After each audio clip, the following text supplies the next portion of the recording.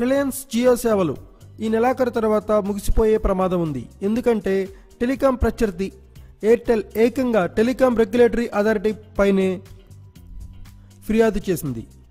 దీంతో తమ విచారణకు హాజరు కావాలంటూ రిలయన్స్ జియోకు DTSAT ఆదేశాలు జారీ చేసింది. ఒకవేళ ఈ విచారణలో రిలయన్స్ జియో ప్రకటించిన న్యూ ఇయర్ ఆఫర్ చెల్లదు అని ప్రకటిస్తే డిసెంబర్ 31 తేదీ తర్వాత ఉచిత సేవలన్నీ బంద్ కానున్నాయి. ఈ వివరాలను పరిశీలిస్తే దేశ టెలికాం రంగంలోకి సేవలు అందించేందుకు వచ్చిన రిలయన్స్ జియో 3 నెలల పాటు ఉచిత వాయిస్ డేటాను వినియోగదారులకు ప్రకటించింది. ప్రస్తుతం జియో కస్టమర్లంతా ఈ ఉచిత సేవలను పొందుతున్నారు.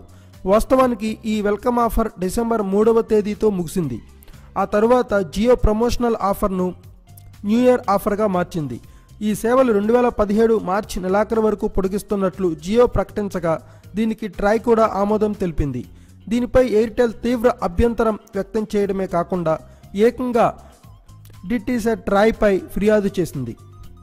జియో విషయంలో ట్రాయ్ మెతక వైఖరి అవలంబిస్తోందని, ప్రేక్షక పాత్ర పోషిస్తోందని ఎయిర్టెల్ తన ఫిర్యాదులో పేర్కొంది. ఈ పిటిషన్పై విచారించిన DTSAT జియో కౌన్సిల్ను హాజరు కావాలని ఆదేశించింది. ట్రాయ్ జియోకిచ్చిన అనుమతిపై పునరాలోచించి నిర్ణయం తీసుకోవాలని, జియోను ప్రతివాదిగా చేర్చాలని ట్రాయ్కి ఆదేశాలు జారీ చేసింది. ఈ కేసుపై విచారణను జనవరి 6, 2017కు DTSAT వాయిదా వేసింది. Thanks for watching. Please subscribe our channel.